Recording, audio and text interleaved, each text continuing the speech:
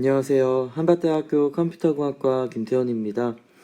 사물인터넷 응용 교과목에서 사물인터넷 보안이라는 주제로 강의를 진행해 보도록 하겠습니다. 이번 강의는 다음의 논문을 소개하는 강의로 꾸미려고 하고 있습니다. 제가 저자로 들어가 있는 논문이고요. 2020년도에 IEEE Access라는 해외 저널에 게재를 한 논문이 되겠습니다. 그래서 영문을 한번 같이 읽어보면은 Secure Modulation Based on Constellation Mapping Obfuscation in OFDM-based TDD Systems라고 되어 있고요. 이 뒤에 부분은 우리가 고려하고 있는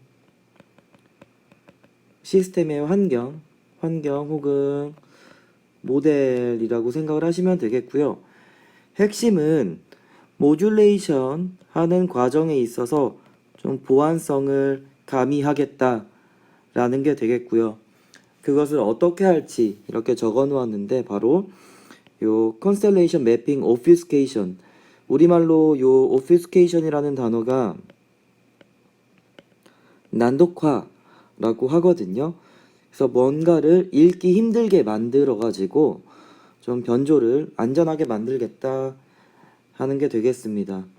요점부터 말씀드리면은 우리가 실제로 컨스텔레이션이라고 하는 우리말로는 성상도예요. 성상도에 대해서 배웠고, 예를 들면서 우리가 QPSK라는 모듈레이션을 이용한다라고 가정을 했을 때 하나의 신호를 보낼 때 두 개의 비트를 보낼 수가 있는 그런 변조 기법입니다. 그래서 00, 01, 10, 11을 보낼 수가 있는데 우리가 이것을 성상도로 표현할 때, 즉 phi1, phi2라는 식으로 이렇게 축을 정했었고요. 실제로는 이거는 코사인 성분일 수가 있고 요거는 사인 성분일 수 있다, 이런 식으로 수학적으로 증명을 해드린 적도 있는 것 같습니다. 그래서 00에 대응되는 심벌을 이쪽, 혹은 01에 대응되는 심벌을 여기, 그리고 10에 대응되는 심벌을 이쪽, 11에 대응되는 심벌을 이쪽, 이런 식으로 해가지고 각각을 이렇게 대응을 시켰었는데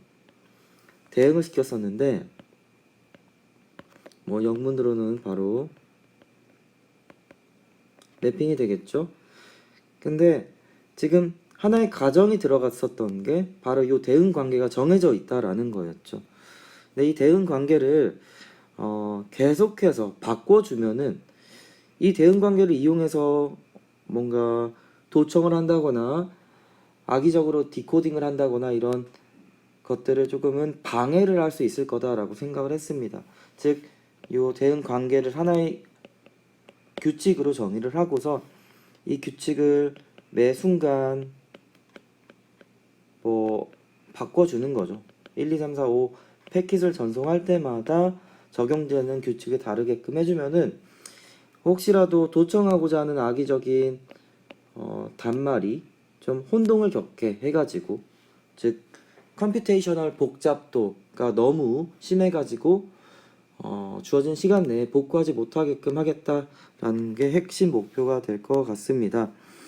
그래서 이런 거에 대해서 어떤 식으로 좀 구현을 하고 했는지를 설명을 드리고요.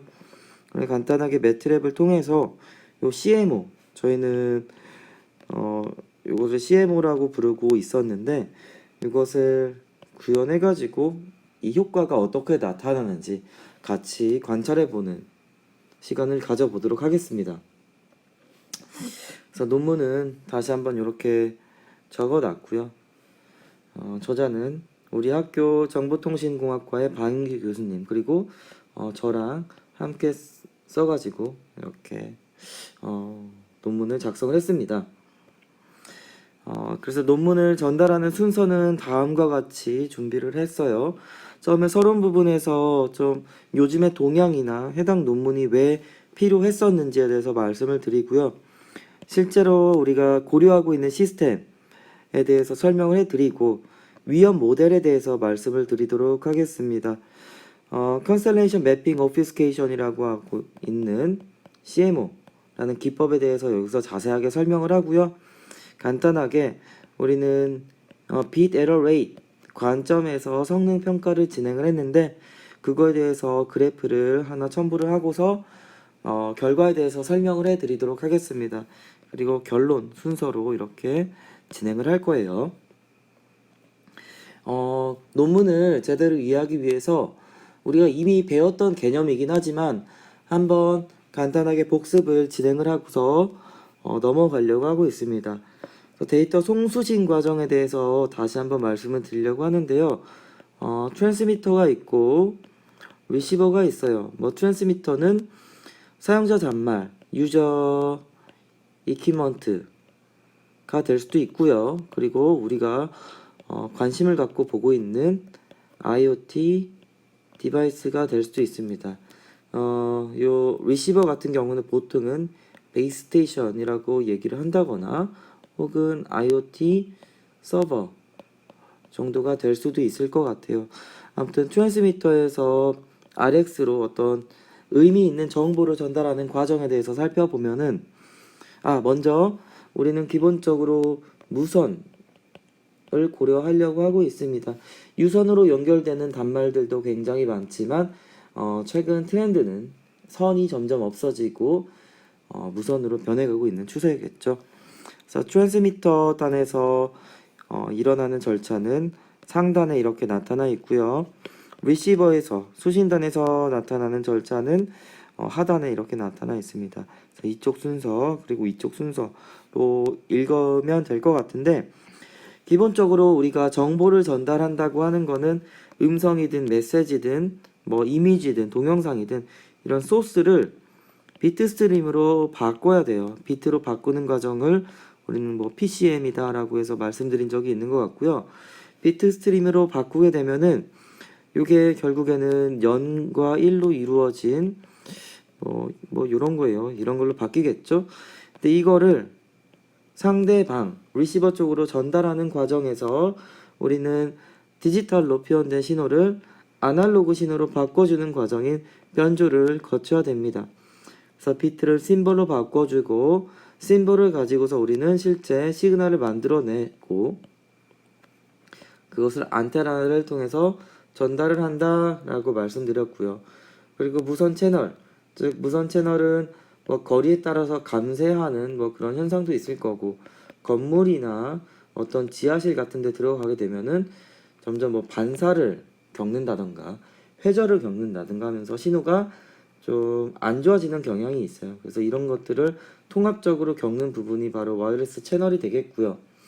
그리고 단독으로 어떤 무선 채널을 단독으로 이용하게 되면은 되게 깔끔하게 신호가 들어오겠지만 어떤 접속망 기술이나 이런 것들이 없게 된다면은 간섭 신호 이런 것들이 들어오게 돼가지고 좀 신호가 더 안 좋아지는 경향성이 있을 수도 있다라고 말씀드렸었습니다. 그래서 간섭을 최소화하고 적어도 트랜스미터가 RX로 전달하는 순간에 무선 채널을 독점할 수 있도록 하게끔 해주는 접속망 기술들에 대해서도 좀 배웠던 것 같아요.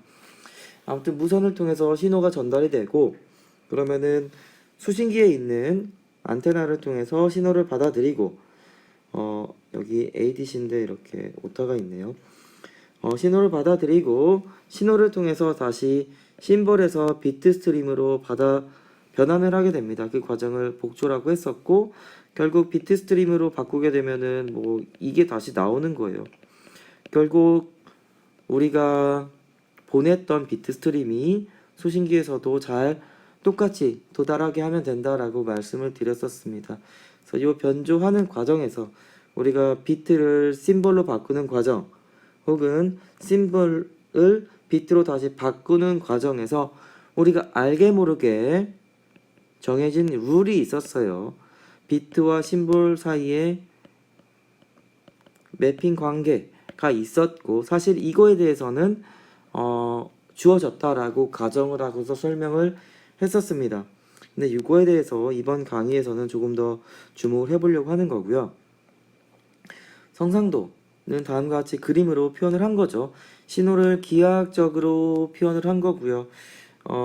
저희가 phi 1, phi 2 라는 걸 설명을 하면서 다시 한번 정확하게 표현을 했었습니다.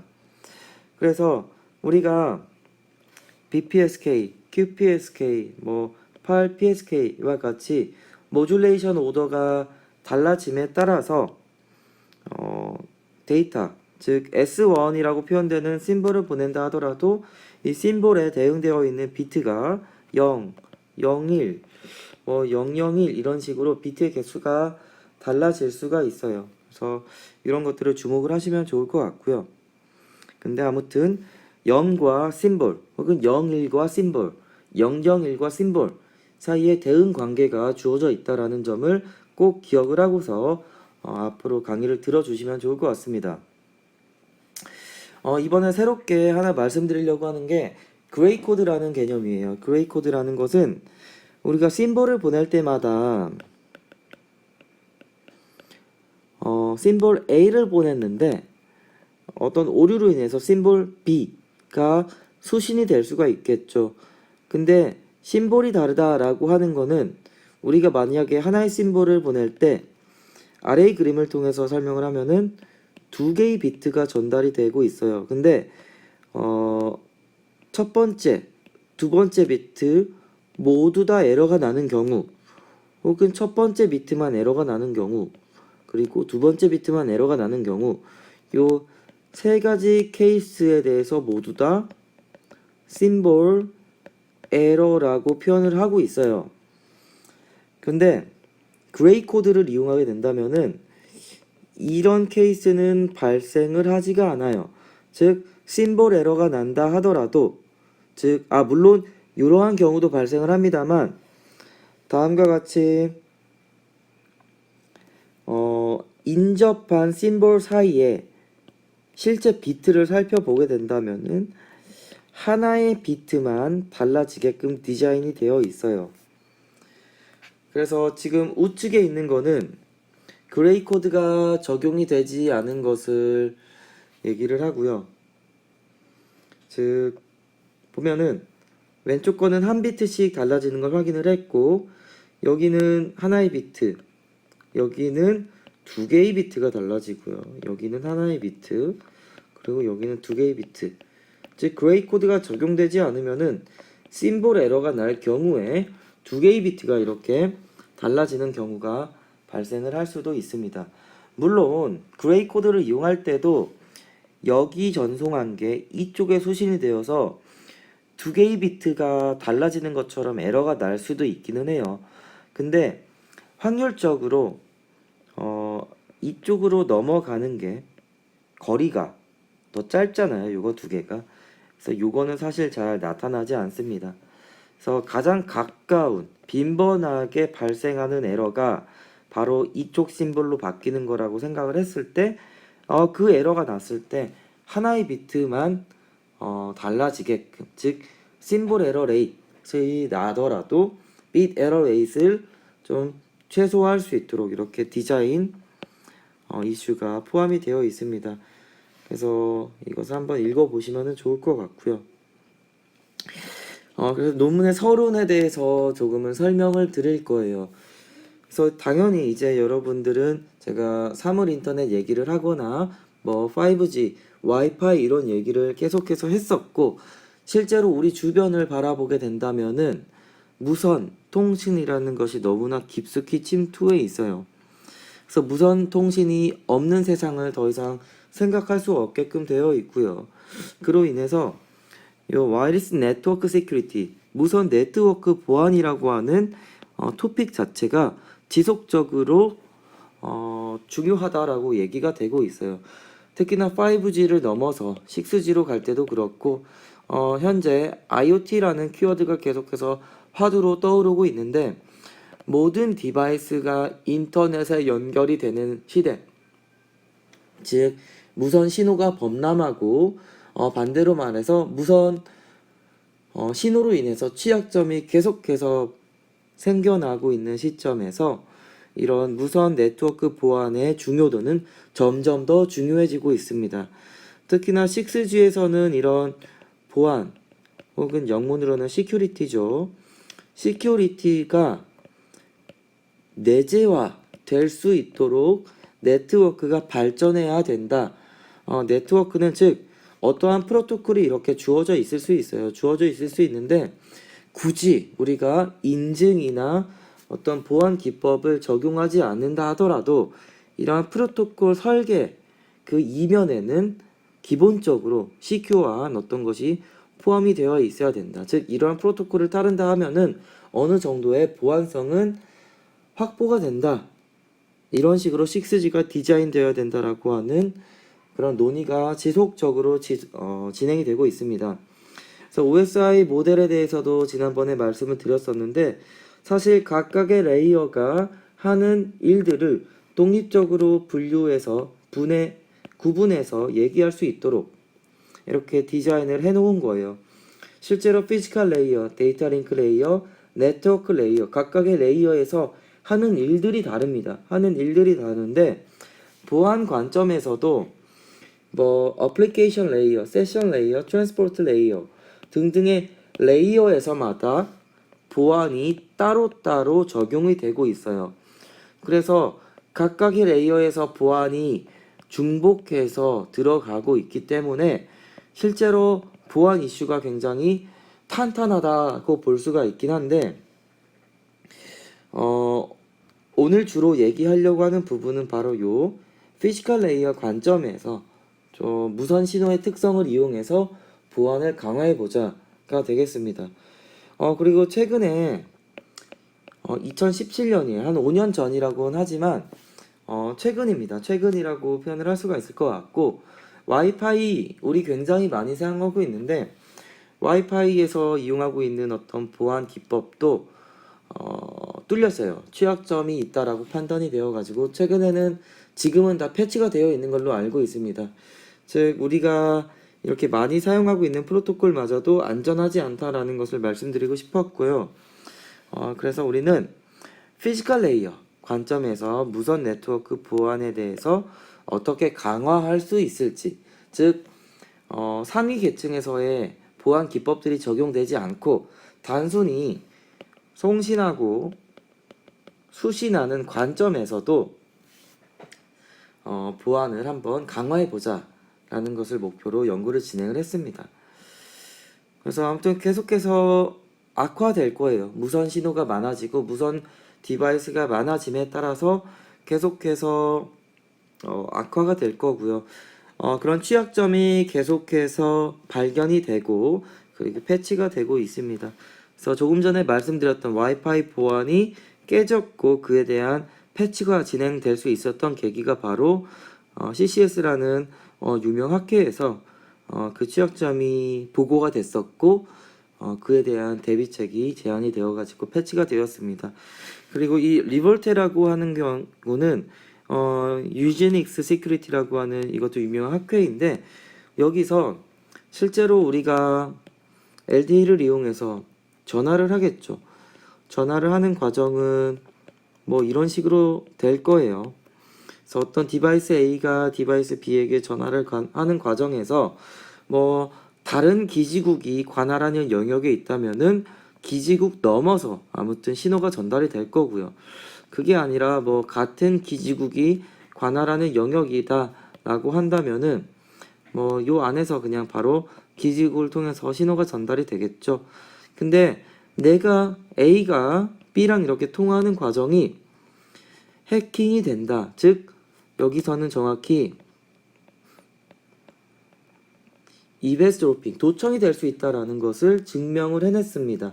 다행스럽게도 우리나라 이통사 3사에서는 해당 기법의 공격이 적용이 될 수는 없었는데 이거는 표준상의 문제는 아니에요. 하지만 우리 이통사 3사가 구현하는 과정에서 어떤 결함을 발생시켜가지고 이런 문제가 발생을 할 수도 있겠다라는 것이 보고가 되었었고 아마 저희가 이걸 실험을 통해서 확인을 하긴 했었는데 이통사 3사가 처음부터 구현을 잘했는지 아니면은 20년도에 이게 리포팅이 되어가지고 이것에 따라서 패치가 되었는지는 모르겠습니다만 아무튼 현재로서는 그러한 문제가 없는 것으로 확인을 할 수가 있었습니다. 그래서 이것도 조금 전에 말씀드렸었지만 뭐 각각의 계층마다 이렇게 보안 기법들이 있는데 우리는 이 피지컬 레이어 단에서 피지컬 레이어 시큐리티 라고 하는 것을 좀 강조를 하고서 얘기를 드리려고 하고 있습니다. 피지컬 레이어 시큐리티에서는 크게 두 가지 접근 방법이 있어요. 그래서 왼쪽에 나와 있는 그림 같은 경우는 키리스 어프로치라고 해가지고 보안 키나 이런 것들을 이용하지 않는 겁니다. 간단하게 말씀드리면은 리시버가 있고 여기 이베스트로퍼라고 해가지고 도청자가 있어요.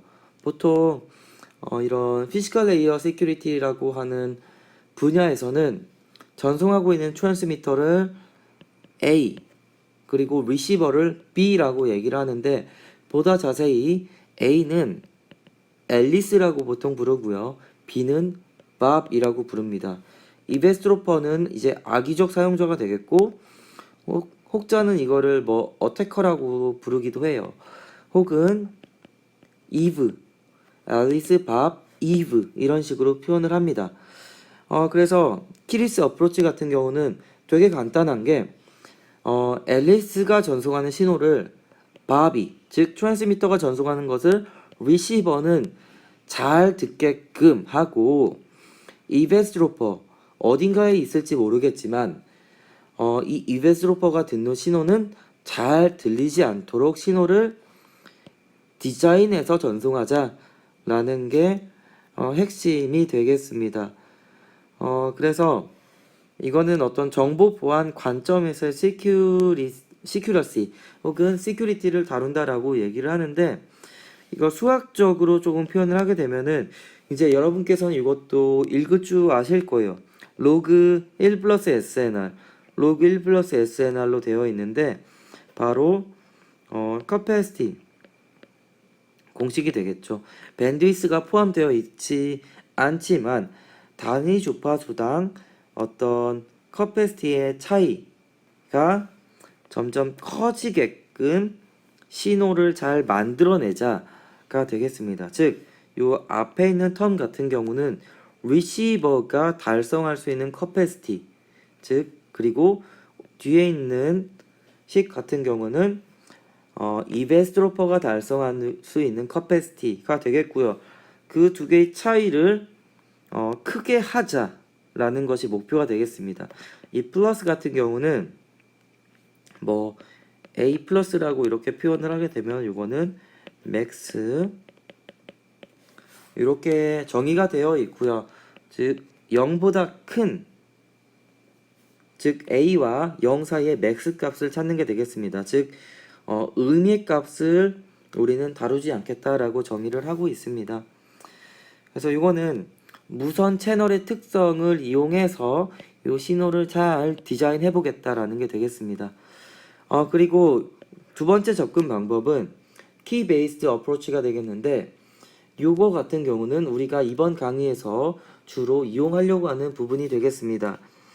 즉 키, 우리가 보통은 암호화 인증 키라고 얘기하는 것들이 있는데 우리가 그 키를 어디서 가져올 거냐 라고 물었을 때 그 키를 트랜스미터와 리시버 즉 앨리스와 밥 사이의 채널에서 가져오겠다라는 게 되겠습니다.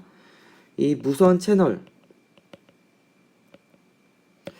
하는 것을 이 보안 관점에서는 핑거프린트 즉 지문이라고 얘기를 해요. 이게 재미있는 게 우리 사람마다 지문이 다르기 때문에 우리 주민등록증 만들 때에도 지문을 한 번씩 다 찍죠. 그리고 현재 우리 스마트폰 메인 화면을 열 때도 지문을 가지고서 인증을 할 때도 있습니다. 그만큼 사람마다 지문이 다르다라는 것은 누구나 다 알고 있는 사실인데 단말과 단말 사이에 무선 채널은 거의 유니크해요. 정말로 같은 경우가 거의 발생을 하지가 않습니다. 리시버와 그러니까 A라는 단말과 B라는 단말이 너무 가까이 붙어 있을 때 C라는 애가 관찰할 때에는 채널이 유사하게 보일 수도 있어요. 근데 이런 경우를 제외하고는, 즉 어느 정도, 요거는 2분의 람다라고 얘기를 하는데, 요거는 실제 통신에서 이용하고 있는 주파수, 즉 그때의 파장 대역을 얘기하고요. 우리가 뭐 1.8GHz의 중심 주파수를 이용한다라고 했으면은 요 람다가 나올 거예요. 뭐 센티미터 오더로 나올 텐데, 그거 이상만 떨어져 있으면은, 몇 센치만 떨어져 있으면은 사실 무선 채널은 서로 상이해질 수 있다라는 것을 얘기합니다. 즉 아무튼 센티미터 단위로만 떨어져 있으면은 채널이 달라지기 때문에, 즉 A와 B가 여기 있고, 그리고 뭐 A와 C가 이렇게 있으면은 2라고 합시다. 2부의 약자로 이렇게 하면은 별표치인 채널과 그리고 요 네모로 표현한 채널은 서로 달라요. 그리고 요 별표치인 채널은 이 둘 사이만 관측을 할 수 있고요. 2라는 애, 다른 애가 요 별표를 관측을 할 수는 없습니다. 그래서 이러한 특성을 이용해서, 즉 두 단말 사이의 채널은 유니크하고, 그 유니크함은 남들이 관찰할 수 없다라는 것 때문에 이 채널을 이용해서 어떤 암호화 키를 만들어내자라는 게 이 접근 방법이 되겠습니다. 그래서 키를 뒤져낼 수는 있어요. 근데 한번 이 키를, 우리가 가능한 키가 100만 개가 있다라고 이렇게 주어져 있으면은 하나씩 하나씩 대입해 보면서 이 암호화 키가 나올 때까지 테스트를 해볼 수 있습니다만, 그 시간이 엄청나게 오래 걸려요. 실제로 우리 아이폰도 그 패턴을 깨기 너무 힘들다, 우리가 살아있는 동안에 깰 수 없다라고 말하는 것처럼 그러한 것을 이용하려고 하는 게 되겠습니다. 그래서 키 소스는 와이리스 채널이라고 되어 있고, 방금 말씀드린 것처럼 둘 사이의 무선 채널의 변동성, 임의성을 이용해가지고 키를 계속해서 만들어내는 거고, 키를 채널에 따라서 변화시키는 것 자체가 보안을 보장할 수 있다라는 개념이 되겠습니다. 대신에 여기서 중요한 거는, 무선 채널을 이용해서 키를 만들어내지만 요 키를 어떻게 안전하게 주고받을 수 있는지를 얘기를 할 수가 있게 되겠습니다.